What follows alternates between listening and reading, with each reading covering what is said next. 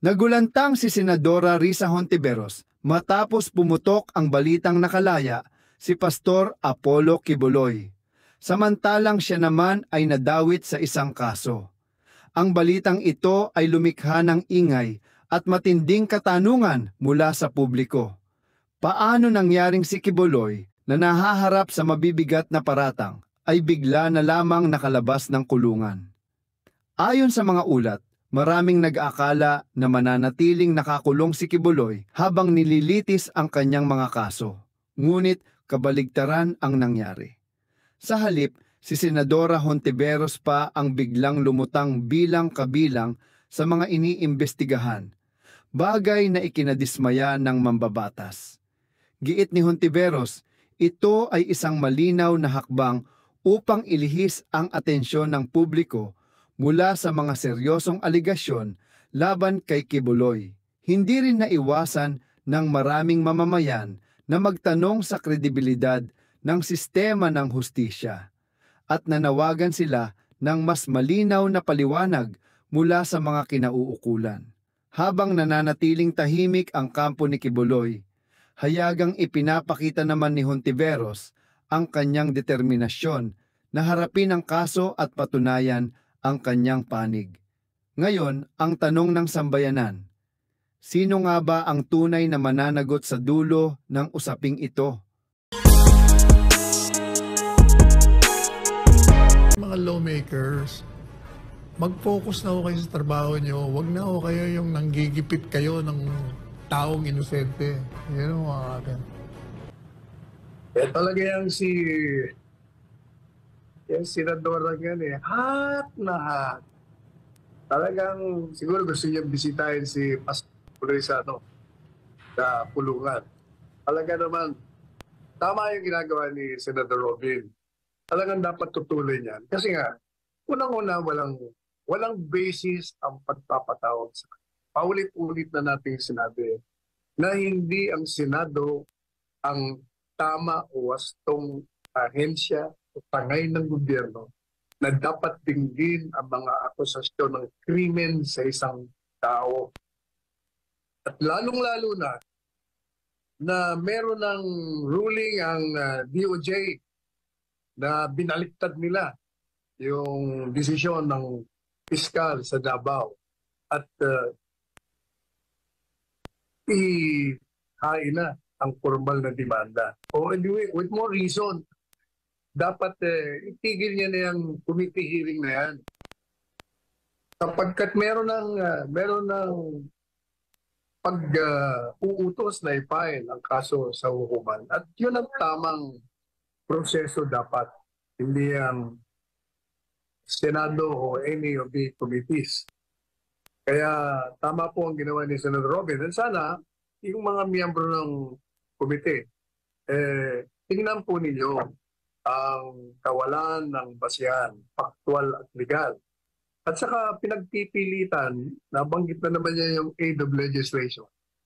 Meron na akong desisyon ng Korte Suprema doon sa Parmali case na yung contempt order, dapat hindi basta-basta ginagamit ng Senado. Kailangan maingat ka dyan kasi nagiging abuso sa kapangyarihan ang ginagawa nila. Yan ang kitang-kitang abuso kasi unang-una, wala namang dahilan para ipatawag mo dyan. So kung wala dahilan para ipatawag, may dahilan na tanggihan ang pagpapatawag mo. Hindi po ba? So kung ipagpipilitan mo yung pag-aresto, ibig sabihin, isa lamang ang layunin mo dyan. Number 1, hiyain. Number 2, ipakulong si Pastor. Number 3, para nagtatanim ka ng takot at pangamba doon sa mga kaalyado ng mag-amang Duterte. Kasi talaga naman ang target nila si dating Presidente Duterte at si Vice Presidente Duterte. Iyan ang katotohanan. Alright, maraming salamat Attorney Sal. Pero noted din Attorney Sal yung sinagawang rally din ng mga members, mga key leaders ng Kingdom of Jesus Christ. Dito sa Metro Manila, talagang ipinakita nila ang kanilang puwersa Una, the other day, doon sa Liwasang Bonifacio, yan, nakita mo sa screen natin, Attorney Sal, yung pagdami. Pinakita ng mga members ng Kingdom of Jesus Christ kung paano ba isinasagawa yung tamang prayer rally, Attorney Sal. Kita mo naman, Attorney Sal, kung paano magkaisa yung mga supporters ni Pastor Apollo Sikibuloy dito sa Metro Manila. Nag-alay ng mga dalangin, nagpahayag ng suporta ang bawat isa, Attorney Sal, Sabi nga namin mga taga-Kingdom of Jesus Christ, bago nila makuha si Pastor Apollo Sikibuloy, dadaan muna sa 7 million members ng Kingdom of Jesus Christ, Attorney Sal. Pero Attorney Sal, maliban dyan... Yes, Attorney Sal. Nakit ko nga doon sa talumpati ko dyan sa Liwasang Bonifacio.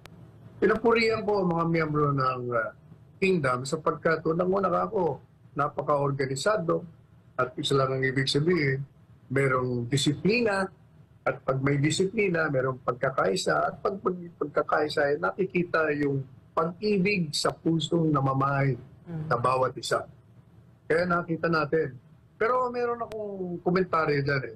We should not limit the rally coming from the Kingdom of Jesus Christ supporters. Of course. Kasi marami ang nag-text sa akin.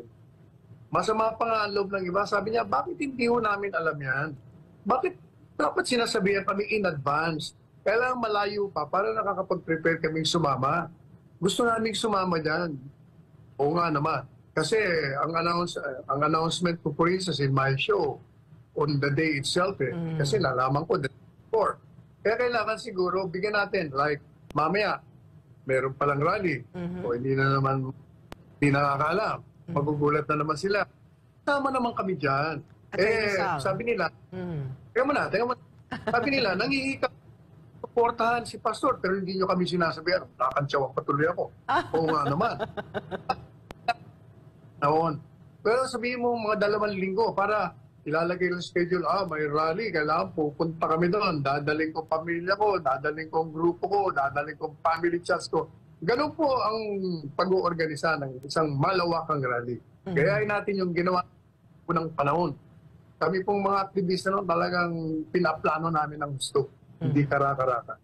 At gaya na sinabi mo, Attorney Sal, dahil may rally nga ngayong gabi dyan sa Liwasang Bonifacio, hindi lang gagawin tonight ang rally na ito. Straight po ito gagawin for 7 days yan sa Liwasang Bonifacio.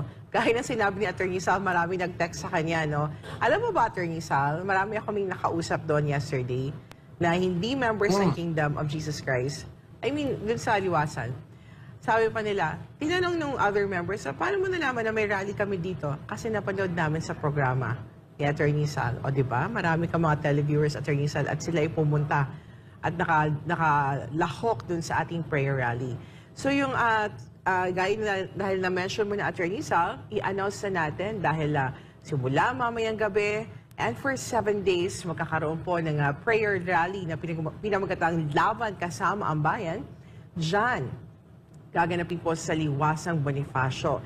At panawagan po namin sa ating mga kababayan, tumindig at makipagkapit-bisig makaisa dito sa ating prayer rally ngayon March 6 hanggang 15. Mag-uumpisa po yan sa ganap na alas 6 ng hapon sa Liwasang Bonifacio sa Maynila. Magsuot po ng puti para sa kapayapaan, hustisya at kinabukasan ng ating bayan. Ang pagtitipon nito ay walang bayad. Huwag kalimutang magdala ng sariling pagkain at tubig. Kasi Attorney Sal, I'd like to take to Attorney Sal, may vlogger naglabas na hindi daw nakatanggap na, may mga ina-interview siya ilang individual na nagsuot pa ng shirt at sinabing hindi daw sila binayaran. Kasi nga naman, gaya na sinasabi namin, hindi po binabayaran yung pupunta na Attorney Sal. At natatawa kami Attorney Sal kasi kung makikita mo yung crowd namin at Rizal, ibang-iba dun sa mukha ng mga in-interview. Hindi namin kauri yung mga yun at Rizal na nagsasabing hindi sila binayaran. Definitely kasi hindi po bayad yung mga pumunta doon. Yes, at Rizal. Yung rally gagawin itong araw, di ba? Tawagan natin yung mga, alam po ninyo, like Oropesa, Elizabeth Oropesa. Gustong-gusto niya pumunta, hindi niya nalaman. Alam niyo ito, ilang milyong viewers ang kanya, nagbablog ito eh. Kung sana nanawagan siya.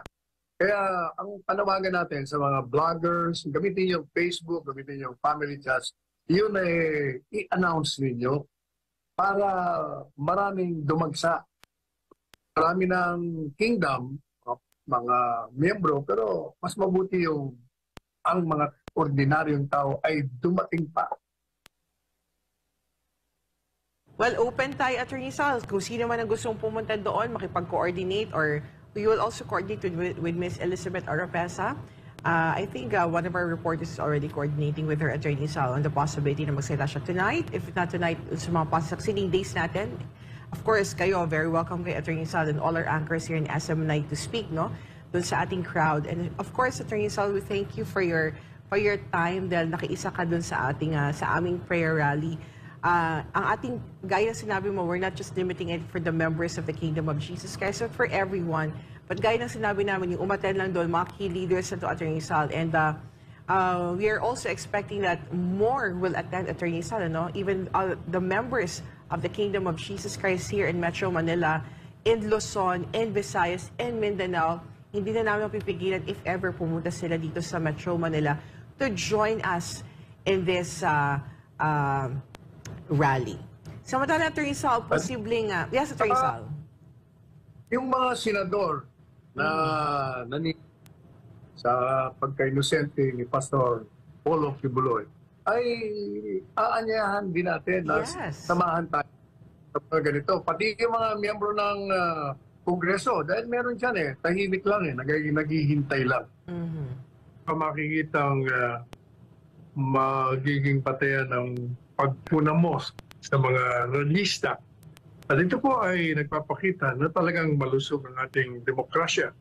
At pati na mga pulis, talagang sinisecure nila yung lugar at wala tayong nakikita ng mga nagtatangka na guluhin ang rally. Nakikita natin ay mga tao, ordinaryong mamamayan na masusing nakikinig sa mga talumpati at nakikisama sa lahat ng mga ginagawa ng mga realista. Ito man ay kumakanta, ito man ay sumasayaw, ito man ay nagmamarcha o kahapon na-block yung ating yung ating sasakyan. Nung palis ako, biglang dumaan sa harap namin yung buong libo-libong tao nagmamarcha, kaya 30 minutes kami. Hindi ako makaalis. Nung nagpaalam ka para umuwi, hindi ka pa rin pala nakauwi. Yung sasakyan, biglang nauna yung mga may hawak ng flag. Wala na. Ng Jericho March. Ito din kasi prayer rally ito, Attorney Sal. Nagsagawa yung mga sumali dun sa ating prayer rally ng Jericho March for 7 days. Di ba sa Bible, Attorney Sal, ang naging weapon nung panahon dun sa Old Testament para mag-tumble down yung walls of Jericho is yung pag-ikot nila 7 times doon, Attorney Sal. And on the last ikot nila, Attorney Sal, talagang ginamit nila all the musical instrument and kantahan. And with that, Attorney Sal, diba? Nawasak yung walls of Jericho. But this time, Attorney Sal, it's at the walls of Jericho, Attorney Sal, ang pinaglalaban natin dito that we want to topple down. It is the wall of corruption, the wall of abuse of power, name it, Attorney Sal, lahat ng dapat na matopple down dito sa ating gobyerno na dapat mawasak na, Attorney Sal. And, mabigyan ng chance sa ating mga kababayan na mabigyan ng leadership na talagang tunay na may malasakit sa ating taong bayan at para talaga sa ikabubuti ng ating bayan. Ibig mong sabihin, 7 beses sila nagmarcha? 7 days. Once lang. Akala ko, biro mo kung pabuti pa sa Old Testament, Attorney Sal, on the last day, umikot sila 7 times. Akala ko, 7 times. Buti hindi natin ginaya 7 times. Hindi, kasi 7 days tayo Attorney Sal. Pero alam mo, Attorney Sal, kaya isang beses lang sila umikot. May curfew sa liwasan. If gawin natin ng 7 times, Attorney Sal, anong oras na matatapos? Abay, mabuti nga. Kung hindi, 3 oras ako nag-aantay doon. Kaysa... Hindi makalabas.